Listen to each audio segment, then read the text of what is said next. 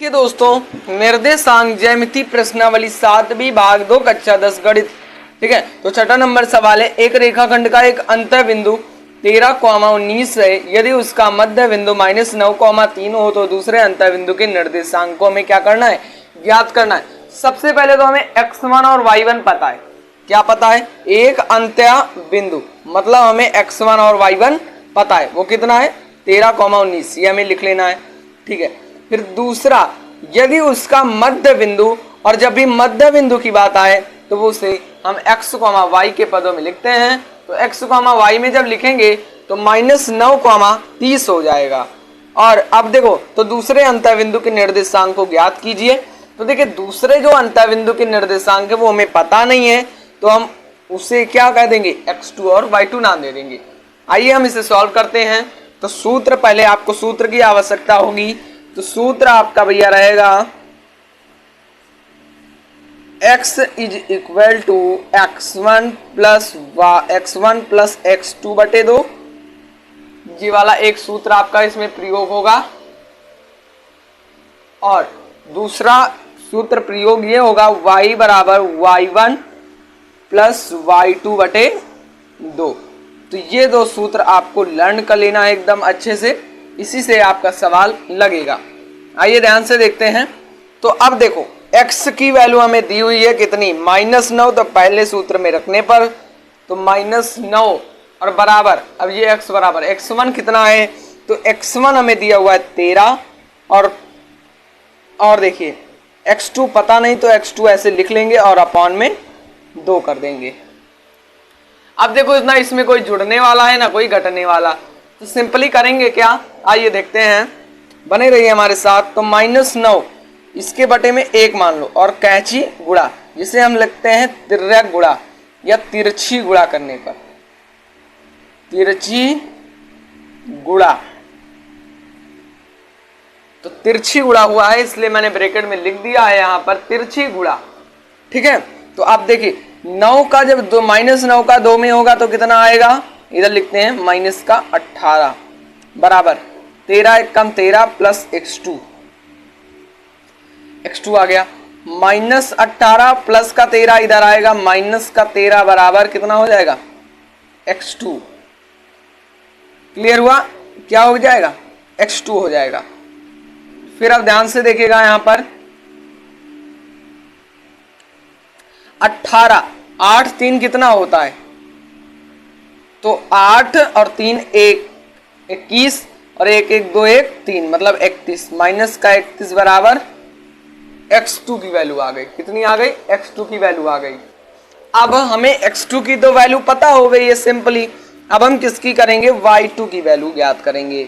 तो y2 की value कैसे ज्ञात करेंगे, देखिए, तो y2 की वैल्यू ज्ञात करने के लिए y वाला सूत्र लगाएंगे। तो y बराबर y1 प्लस y2 अपॉन 2।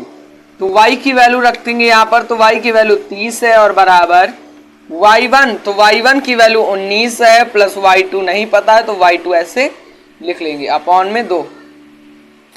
फिर यहां भी तिर्यक गुणा होगा, बटे में 1 मान के तिर्यक गुणा या तिरछी गुणा, तिर्यक गुणा या तिरछी गुणा, या हम कैंची गुणा भी लिख सकते हैं। तो 30 दूनी कितना हो जाएगा, 60, 30 दूनी 60। और इधर का जब 19 में होगा तो 19 से कम 19 प्लस y2, और ये प्लस का 19 है इधर आएगा इस पक्ष में, तो माइनस का 19 बराबर कितना हो जाएगा, y2। तो अब इसमें देखो कितना बच गया, मतलब 19 को मान लो 20, ठीक है, कितना मान लिया 20, क्योंकि एक कम है अभी उधर से घटा दिया जाएगा। तो 40 20 कितना होता है, 60 होता है, मतलब 41, एक इधर कम था तो एक इधर ज्यादा हो गया, मतलब 60 में 19 जाएगा तो कितना आ जाएगा, 41 आ जाएगा। तो y2 की वैल्यू क्या हो गई, y41, और x1 x2 की वैल्यू कितनी, 31। तो वो बिंदु के निर्देशांक का हमें बताना था। क्या बताना था, निर्देशांक। इसमें क्या रहता है, दूसरे अंत बिंदु के निर्देशांक। तो लिखेंगे अतः दूसरे अंत्य बिंदु के निर्देशांक बराबर, दूसरे अंतःबिंदु के निर्देशांक बराबर क्या लिखेंगे, x1। देखो x निर्देशांक ऐसे लिखा जाता, x, y के पद में, तो x वाला पहले रहेगा, मतलब भुज आगे कोटि पीछे, तो भुज कितना है -31, तो -31 लिख देंगे, और y2 की वैल्यू कितनी है 41, तो ऐसे 41 लिख देंगे, और छोटा ब्रैकेट मतलब छोटा कोष्टांक लगा देंगे, और यही क्या होगा दोस्तों, आपका दूसरा अंतःबिंदु के निर्देशांक होंगे, और यही आपका आंसर होगा। चलते हैं 7वें नंबर सवाल पे। 7वां नंबर है बिंदु ए कितना है -4, -3 और b 5, 2 से खींचा जाने वाला रेखाखंड x अक्ष को किस अनुपात में विभाजित करता है। इसमें x अक्ष की बात आई है, तो जब भी आपको x अक्ष की बात आए तो आपका y क्या हो जाएगा, 0 हो जाएगा। x अक्ष पर अगर वो बिंदु है तो y क्या होगा, 0 हो जाएगा। x अक्ष की बात आए तुरंत जान जाना y कितना हो जाएगा, 0 हो जाएगा। अब ध्यान से देखिएगा, तो ये वाला तो क्लियर हुआ, y बराबर कितना हो गया, 0 हो गया। अब फार्मूले की बात आती है, तो देखो इसमें y का मान हमें पता है, तो y वाला फार्मूला हम रख देते हैं। y वाला कौन सा है, m1 y2 plus m2 y1 और बटे m1 प्लस m2, क्योंकि x अक्ष और अनुपात की भी बात आई है, तो अनुपात की जब भी बात आए तो m1 और अनुपाते m2 होगा, और जब m1 अनुपाते m2 होगा तभी हमें अनुपात भी पता चल जाएंगे। तो यही वाला फार्मूला लगेगा, y बराबर m1 y2 plus m2 y1 बटे m1 और प्लस m2। तो देखिए अब इसमें हमने वो वाला फार्मूला क्यों नहीं लगाया, x बराबर m1 x2, क्योंकि हमें y का मान पता है, x का मान हमें x is equal to not पता, मतलब मुझे x का मान क्या है पता ही नहीं है, तो ये वाला फार्मूला हम लगा देंगे। ये क्या है, सूत्र है, तो इस सूत्र को भी याद कर लो, मैंने वीडियो बना रखा है ऑलरेडी सूत्रों वाला भी, और आपके ये वाला जो है इसमें सबसे लास्ट जब खोलोगे चैप्टर के तो इसमें भी आपको फार्मूला मिल जाएगा अपनी बुक के। तो y का मान हम 0 रखते हैं, तो y की जगह पर 0 रखेंगे। m1 तो देखो यहाँ पर पहले तो यहाँ पर x1 और y1 ध्यान लो, तो ये a बिंदु है, तो ये आपका x1 है, ये आपका y1, ये बिंदु आपका x2 है, और ये बिंदु आपका y2 है। अब m1 का मान हमें पता नहीं है, तो m1 इंटू y2 का मान 2 है, तो 2 लिखते हैं।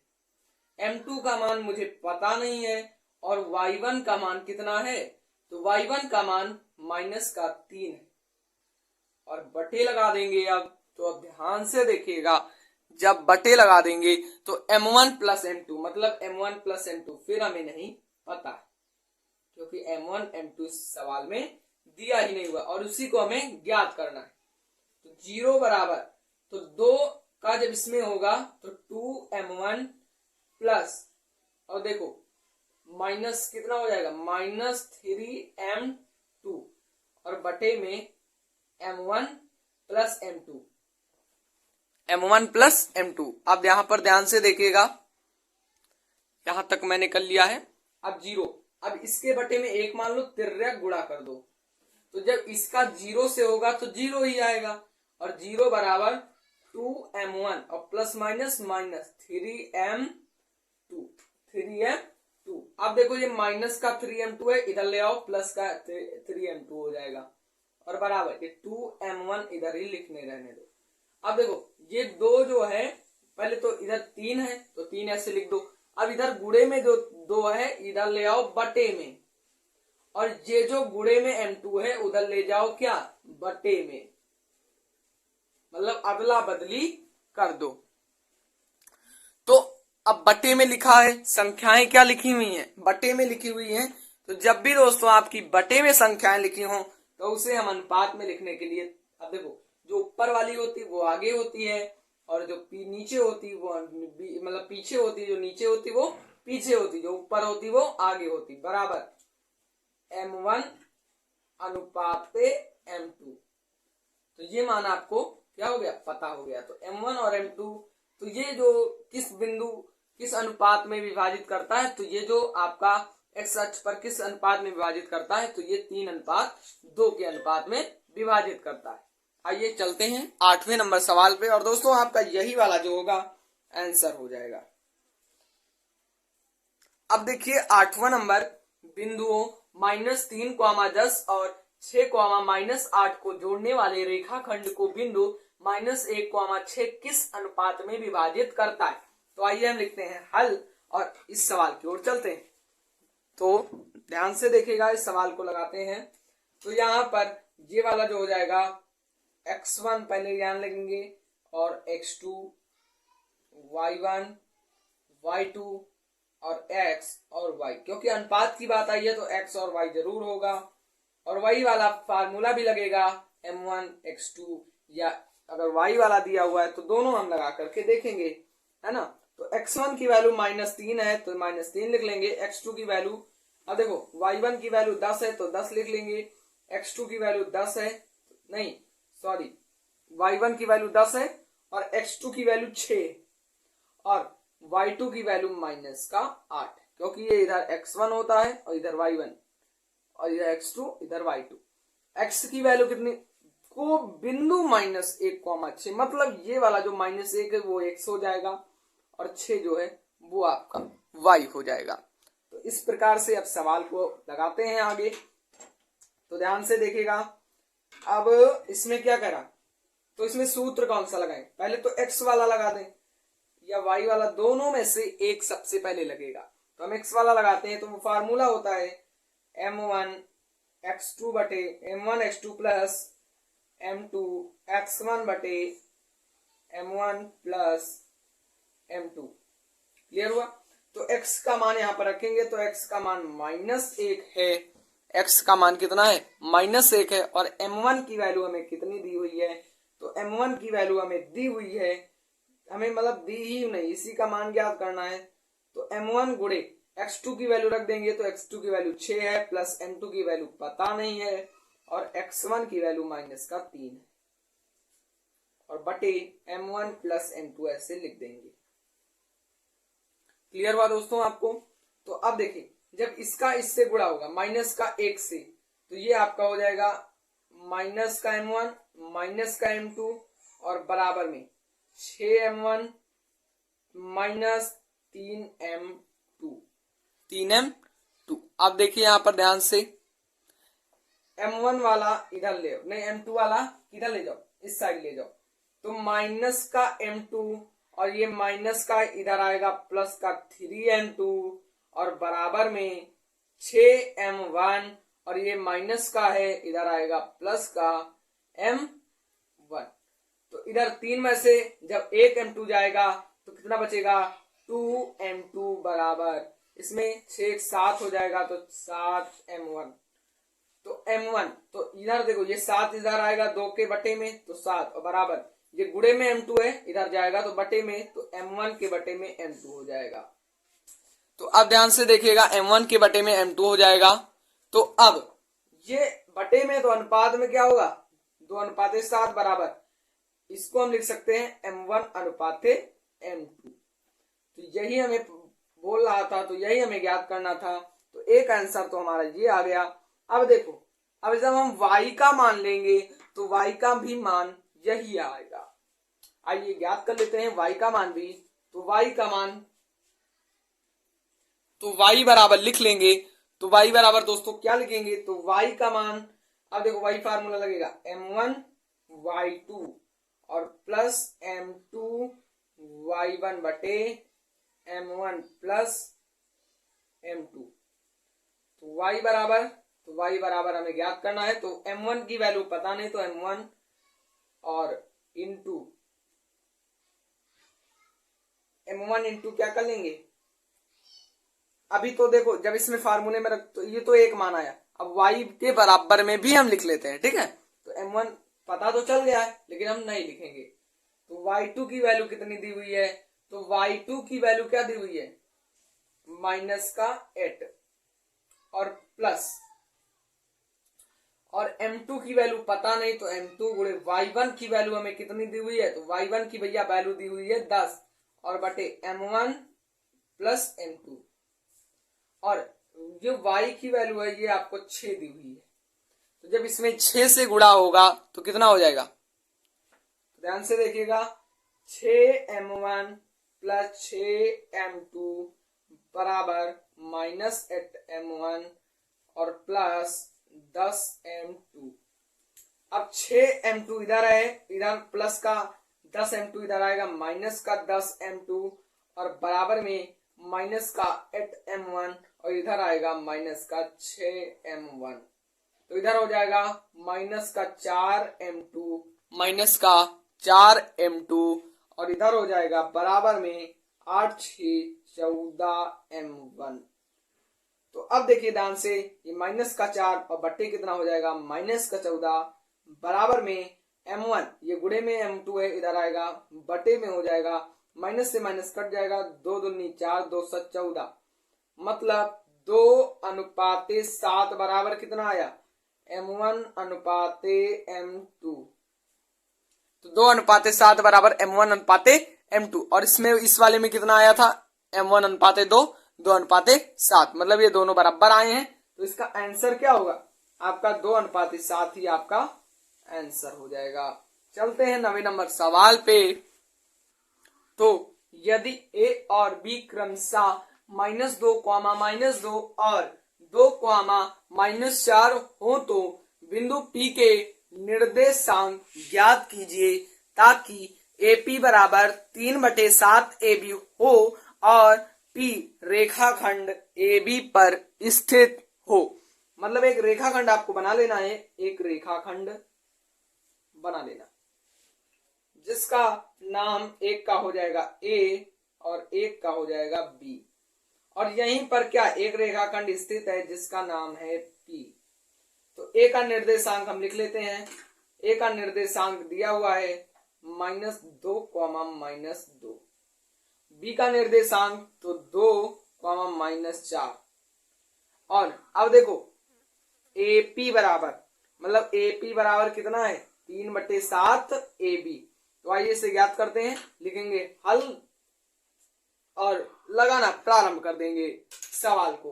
तो AP बराबर हमें ज्ञात, क्या ज्ञात है, AP बराबर 3/7 AB, 3/7 AB। तो यदि ये गुणे में इधर आएगा AP के बटे में AB हो जाएगा, लिख सकते हैं 3/7, है ना, क्योंकि ये गुणे में इधर आएगा बटे में हो जाएगा और ये ऐसे रहने दो। तो ये क्या हो जाएगा आपका AP बटे AB बराबर 3/7, AP बराबर AB बराबर 3/7। अब आगे ध्यान से देखते हैं, मतलब दोस्तों हमें क्लियर हो गया A और P, मतलब ये वाला जो आपका रेखा है इसकी लंबाई कितनी हो गई 3 हो गई, और AP से इतनी दूरी कितनी हो गई 3 हो गई, और AB मतलब ये टोटल कितनी है, ये टोटल कितनी है, तो टोटल है 7, टोटल कितनी है 7। अब देखो टोटल 7 है और उसमें एक बिंदु हमें 3 पता है, तो दूसरा क्या होगा, मतलब 7 में से 3 चला जाएगा तो कितना बचेगा 4 बचेगा। तो ये टोटल इतना है, तो AP इतना है, तो PB बराबर कितना आ जाएगा 4 आ जाएगा, P और B बराबर कितना आ जाएगा 4 आ जाएगा, मतलब ये 3 है और इधर वाला P, देखो AP की लंबाई 3 है और PB की लंबाई 4 हो जाएगी।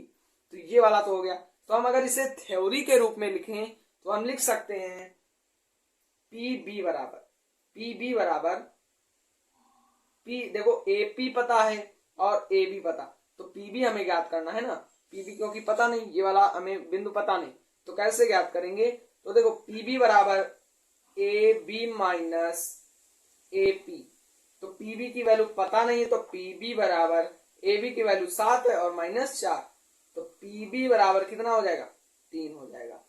इस प्रकार से नहीं 3, यहाँ पर AP की वैल्यू कितनी है 3 है, तब यहाँ पर कितना आ जाएगा 4 आ जाएगा, हाँ, तो PB की वैल्यू कितनी आ जाएगी 4, तो यहाँ पर 4 हो गया।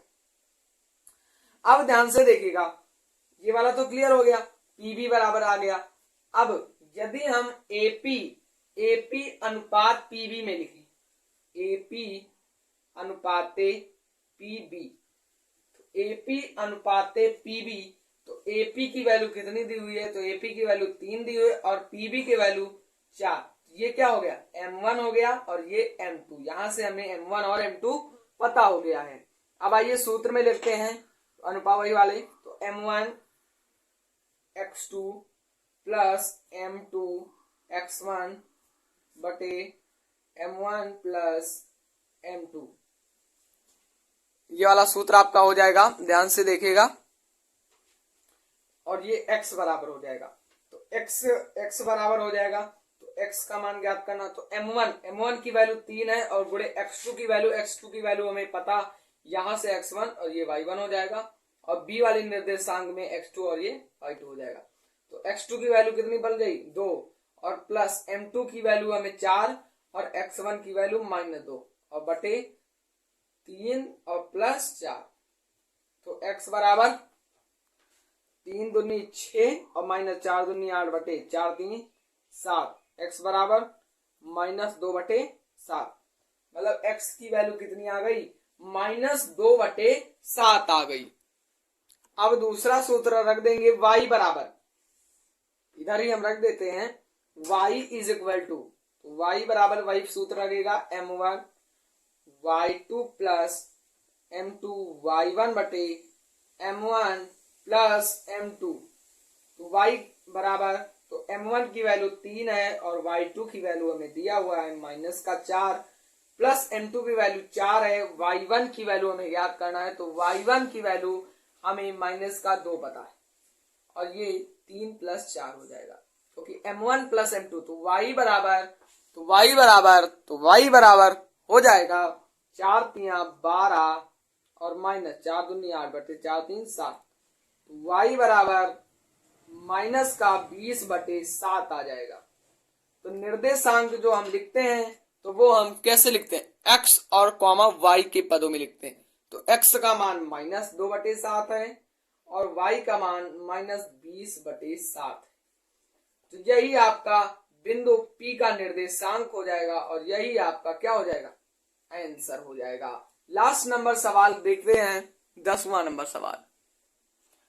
10वां नंबर सवाल है, रेखाखंड AB को एक बिंदु P बराता 3:2 के अनुपात में बांटता है। यदि बिंदु A और B के निर्देशांक क्रमशः 4, 3 और 2, 1 हैं, तो बिंदु P के निर्देशांक ज्ञात कीजिए।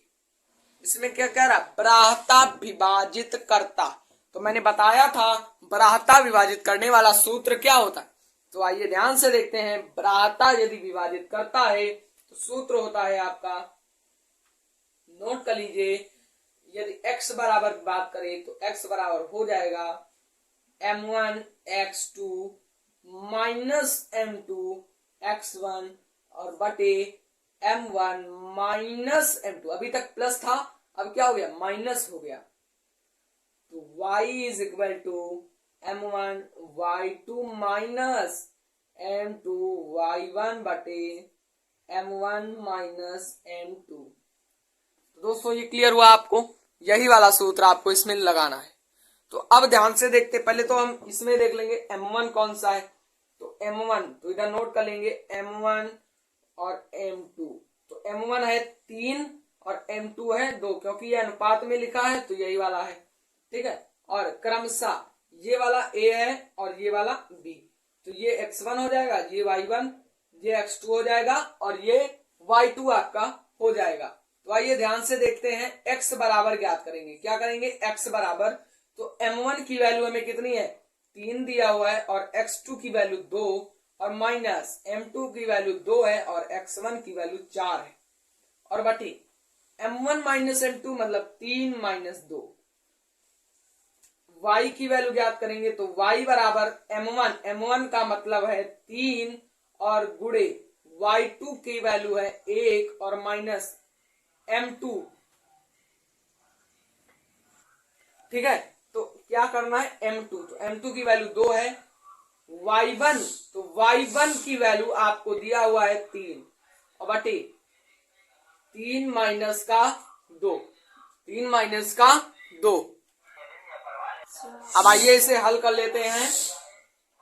तो x बराबर 3 दूनी 6 माइनस 4 दूनी 8 बटे 1।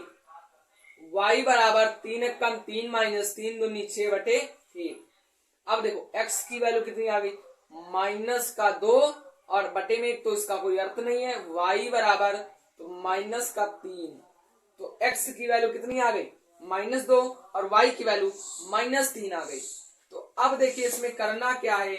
अब यही दोस्तों आप किस प्रकार से लिख सकते हो, तो इसे आप लिख सकते हो x, y में। तो x, y मतलब -2, -3। तो ठीक है, तो आपका बस यही आंसर होगा। ठीक है, आपका आंसर क्या होगा, -2, -3। 11 नंबर सवाल देखिए, वह अनुपात ज्ञात कीजिए जिनमें बिंदु ए 1, -5 और b -4, 5 को मिलाने वाले रेखाखंड x अक्ष से विभाजित होता है। इस विभाजन बिंदु के निर्देशांक को हमें ज्ञात करना, मतलब विभाजन बिंदु के निर्देशांक हमें ज्ञात करना। तो आइए हल करते हैं। लिखेंगे हल। x अक्ष तो मैंने बताया था, यदि x अक्ष की बात आए तो y बराबर 0 हो जाता है। यदि y अक्ष की बात आए तो x कितना हो जाता है, 0 हो जाता है। तो y फार्मूला लगा देंगे। y का मान दिया हुआ है तो y बराबर m1 y2 m1 y2, तो m1 into y2 plus m2 into y1 और बटे m1 प्लस m2, ये आपका फार्मूला है। और 0 मतलब ये 0 क्या है, y है। तो आइए हल करते हैं। सबसे पहले तो हमें y1 x1 पता होना चाहिए। तो ये वाला जो है x1 है, ये वाला y1, ये x2 है और ये y2। क्लियर हुआ। तो अब ध्यान से देखते हैं, वैल्यू रख देंगे। तो 0 बराबर m1 का मान पता नहीं, तो m1 इंटू y2 का मान पता है तो वो भी है 5, और प्लस m2 का मान पता नहीं तो ऐसे लिख लेंगे। y1 का मान पता हुआ है तो वो कितना है, -5 बटे m1 प्लस m2। अब दोस्तों एक बात ध्यान रखना, अब देखो इसमें 0 के बटे 1 मान के तिर्यक गुणा करा दो। तो तिर्यक गुणा मतलब इसका 0 से होगा, मतलब सबका 0 का अगर गुणा दुनिया से होगा तो दुनिया भी 0 है ना, 0 बटे दुनिया बराबर भी 0 है ना। 0 के बटे में कुछ रख दो तो वो 0 आ जाता है। और ये हो गया 5m1 प्लस -5m2। ठीक है, तो ये माइनस का ये 5m2 इधर आएगा, प्लस का m2 और ये 5m1, ये हो गया क्लियर। अब देखो ये 5 इधर आ जाएगा बटे में 5 के, और बराबर ये m1 है, ये m2 इसके बटे में आ जाएगा। तो 5 का अनुपात जब निकालेंगे तो 1:1 आ जाएगा, क्योंकि 5 एक कम 5 और ये बटे 1, तो मतलब 1 बटे 1 का अनुपात कितना होगा, 1:1, और बराबर m1:m2। तो ये आपके m1:m2 पता हो गए। अब हम x बराबर y बराबर, अब इसमें क्या कह रहा है, उस विभाजन बिंदु के निर्देशांक दोस्तों हमें क्या करना है, ज्ञात करना है। उस विभाजन बिंदु के निर्देशांक हमें बताना है। तो आइए अब जो विभाजन बिंदु के निर्देशांक हैं उन्हें हम ज्ञात करते हैं। तो ध्यान से देखिएगा। तो m1, अब देखो x बराबर लिखेंगे, x बराबर m1 into x2 plus m2 गुणो x1 बटे m1 प्लस m2। तो x बराबर हम ऐसे लिख देंगे, m1 का मान हमें 1 दिया हुआ है, x2 का मान हमें कितना दिया हुआ है, x2 का मान हमें -4 और प्लस m2 का मान 1 और x1 का मान हमें दिया हुआ है 1 और बटे में 1 प्लस 1, क्योंकि m1 प्लस m2 है। तो x बराबर कितना हो जाएगा, तो x बराबर ध्यान से देखिएगा, 4 कम 4 माइनस का भी प्लस 1 कम 1 बटे 2, तो x बराबर -3 बटे 2। x बराबर कितना आ गया, -3 बटे 2। अब y का मान ज्ञात करते हैं। तो y बराबर m1 और कितना हो जाएगा y2, m1 into y2 plus m2 और ये कितना हो जाएगा y1, m1 इंटू y1 और बटे m1 प्लस m2। तो ध्यान से देखिएगा यहाँ पर y, तो y का मान ऐसे लिखिए m1 का मान 1 है, y2 का मान हमें पता हुआ है 5 और प्लस m2 का मान 1 और y1 का मान -5 बटे 1 प्लस 1। तो y बराबर 5 एक कम 5 और -5 एक कम 5, 1 1 2। तो y बराबर कितना आ गया, -5 में से 5 जाएगा 0 आएगा, और 0 के बटे में कुछ भी हो वो भी 0। तो y का मान आ गया 0। तो निर्देशांक पूछा था हमसे, तो निर्देशांक क्या हो जाएगा, x, y में लिखते हैं। तो x, y में मतलब -3/2, 0, यही आपका निर्देशांक हो जाएगा। तो यही आपका आंसर होगा। चलते हैं 12 नंबर सवाल पे। तो ये आपका आंसर हुआ। अब एक चीज और इसमें बोला था, तो वो भी देख लो। वह अनुपात ज्ञात कीजिए, तो वह अनुपात 1:1 हो जाएगा। ये एक आंसर ये हुआ और एक आंसर ये हुआ, निर्देशांक वाला ये, और ये जो वह अनुपात ज्ञात कीजिए तो अनुपात वाला 1:1